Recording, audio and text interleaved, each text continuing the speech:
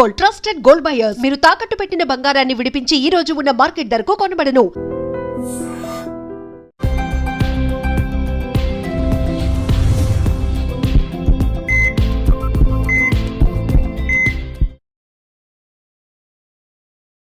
నమస్తే, welcome back to iDream media. నేను మీ ఝాన్సీ. మన ఆయుర్వేదం ప్రోగ్రామ్కి అందరికీ స్వాగతం. సో రీసెంట్ టైమ్స్లో డిసీజెస్ పెరుగుతున్నాయి అనే దాంట్లో వన్ ఆఫ్ ద మోస్ట్ ఏంటంటే సంతానలేమి సమస్యలు. ఆడవాళ్ళలో ఎక్కువగా సంతానలేమి సమస్యలు అనేవి వస్తూ ఉన్నాయి. ఐవీఎఫ్ సెంటర్స్ కూడా అలాగే పెరిగిపోతూ ఉన్నాయి. మరి దీనికి సంతానలేమి సమస్యలు ఎందుకు వస్తున్నాయి అంటే మనం ఏదైనా లైఫ్ స్టైల్ చేంజెస్ చేసుకోవాలా, ఎక్సర్సైజ్ ద్వారా కానీ ఫుడ్ హ్యాబిట్స్ మార్చుకుంటే దీన్ని మనం సెట్ చేసుకోవచ్చా తెలుసుకుందాం. ప్రస్తుతం మనతో ఉన్నారు ఆయుర్వేద వైద్యంలో 35 సంవత్సరాలకు పైగా అనుభవం ఉన్న చిట్టుబొట్ల మధుసూదన్ శర్మ గారు. మాట్లాడేద్దాం. నమస్తే సార్. నమస్తే. ఎలా ఉన్నారు సార్? బాగున్నానమ్మా. సో ప్రతి ఒక్కరిలో ఇప్పుడు ఏంటి ఇష్యూ, మ్యారేజ్ అయిన తర్వాత ఒక 3-4 ఇయర్స్ తర్వాత హాస్పిటల్స్ చుట్టూ తిరుగుతూ ఉంటారు, పిల్లలు పుట్టట్లేదు అని చెప్పి. సో ఆడవాళ్ళల్లో అండ్ మగవాళ్ళలో ఇద్దరిలో కూడా లోపాలు ఉంటున్నాయి. ఆడవాళ్ళ కేసు తీసుకుంటే అంటే ఆడవాళ్ళ విషయాన్ని మాట్లాడితే ఏముండొచ్చు రీజన్స్, ఎందుకు ఇట్లా సంతానలేమి సమస్యలు కలుగుతున్నాయి? నిజంగా మీరు అన్నట్లు ఈ మధ్యకాలంలో సంతానం కలగడమే ఒక అదృష్టం అయిపోయిందమ్మా. పూర్వకాలం సంతానం వద్దు మర్రు అంటుంటే సంతానం అవుతుంటే ఈ రోజుల్లో కావాలి బాబాయ్ అని చెప్పేసి ఆసుపత్రుల చుట్టూ తిరుగుతున్న ఫలితం తక్కువ శాతం మందిలో వచ్చి చాలా దౌర్భాగ్యకరమైన పరిస్థితి ఏర్పడిందమ్మా. దీనికి కారణాలు కోకోలలు. పురుషుల వైపు కారణాలు ఉంటాయి, స్త్రీల వైపు కారణాలు ఉంటాయి, ఇద్దరి వైపు కారణాలు ఉంటాయి. సో స్త్రీలకు సంబంధించినటువంటి కారణాల గురించి మనం ఆలోచించినట్లయితే స్త్రీలకు సంబంధించి గర్భాశయంలో ఏదైనా లోపాలు ఉన్నప్పటికీ, లేకపోతే ఫెలోపియన్ ట్యూబ్స్ అని చెప్పేసి గర్భాశయం పక్కన 2 ట్యూబ్స్ ఉంటాయమ్మా, అటువైపు ఇటువైపు. అక్కడ అందులో ఏమైనా లోపాలు ఉన్నప్పటికీ, లేకపోతే అండాశయంలో ఏదైనా లోపాలు ఉన్నప్పటికీ, అండాల్లో ఏదైనా లోపాలు ఉన్నప్పటికీ, ఈ నేను చెప్పినటువంటి వాటిలో ఎక్కడ లోపాలు ఉన్నప్పటికీ స్త్రీలలో సంతాన భాగ్యాలు తగ్గిపోయేటువంటి అవకాశం ఉంటుంది అనమాట.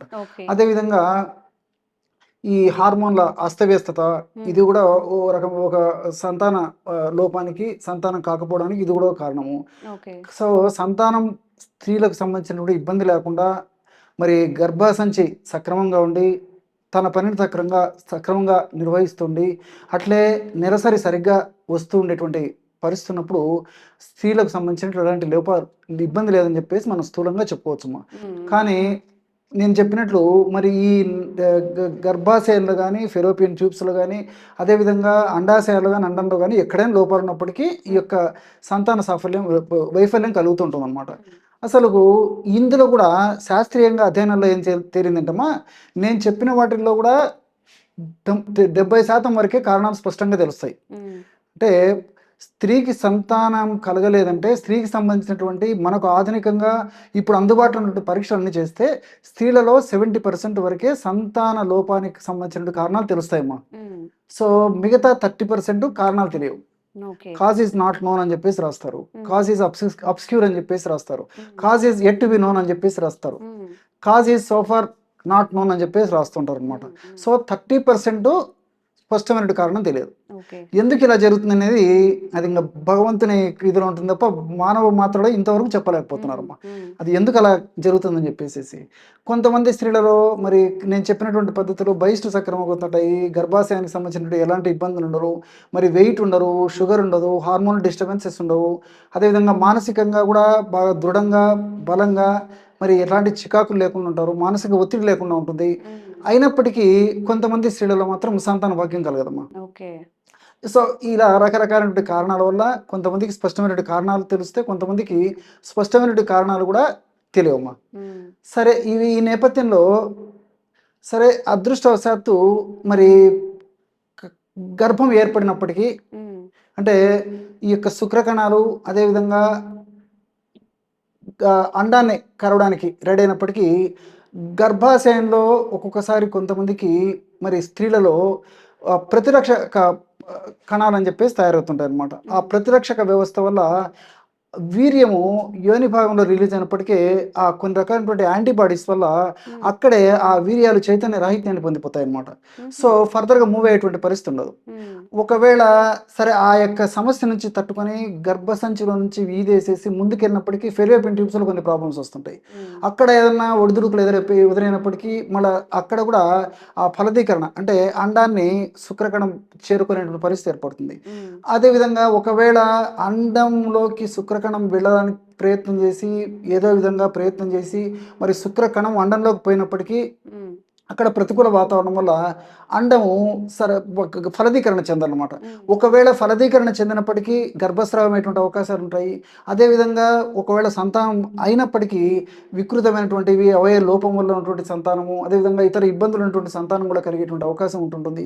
అదేవిధంగా ప్రిమేచ్యూర్ డెలివరీస్ అంటే నెలలు నిండక ముందే ఇక డెలివరీ అయ్యేటువంటి అవకాశం ఉంటుంటుంది అనమాట. ఈ విధంగా మరి స్త్రీలకు సంబంధించినటువంటి కారణాల వల్ల కూడా సంతాన వైఫల్యం కలిగేటువంటి అవకాశాలు ఎక్కువ శాతం మందిలో కూడా కలుగుతున్నాయి. మరి ఆధునిక నాగరికత పుణ్యం అని చెప్పేసి ఏది ఏమైనప్పటికీ మరి కారణం స్పష్టంగా తెలిస్తే మరి వైద్యులు కూడా కారణంతైనటువంటి చికిత్స చేయడానికి అనుకూలంగా ఉంటుందమ్మా. కారణం స్పష్టంగా తెలియనప్పుడు మరి ఏది చేయడానికి కూడా అవకాశం ఉండదు.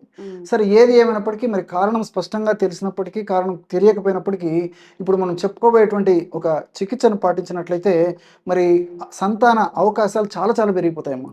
అంటే గత 30-35 సంవత్సరాల నుంచి మేము కొంతమంది చెప్పేసేసి ఆ ఔషధం వాడుకోవడం వల్ల చాలా చక్కటి ఫలితాలు కూడా కలగడం జరిగిందమ్మా. సో ఆ ఔషధం ఏంటంటేమ్మా పిప్పళ్ళు, మిరియాలు, శొంఠి.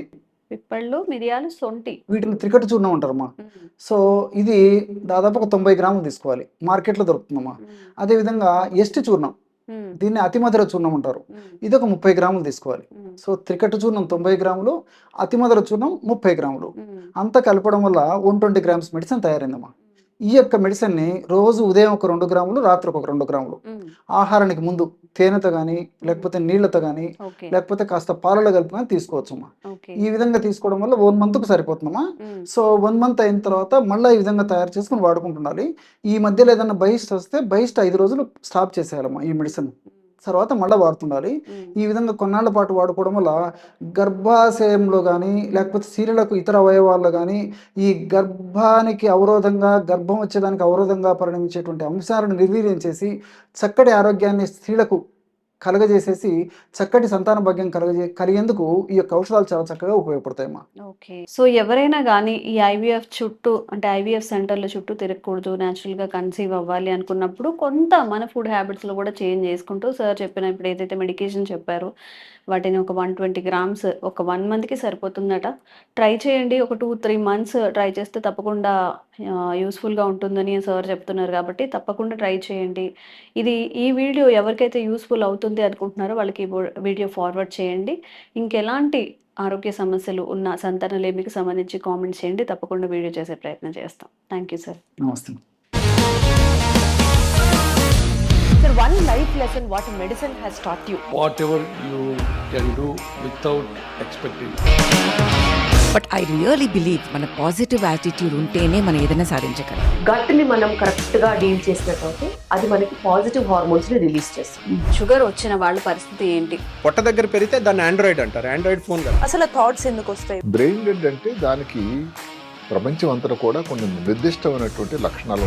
మానసికంగా ధైర్యంగా ఉంటే క్యాన్సర్ జయించవచ్చు. You are a doctor for a cause sir, అంతే. వాళ్ళకి వచ్చిన ఆదాయం కాకుండా ఫ్రీ సర్వీస్ ఎంతమందికో చేస్తారు.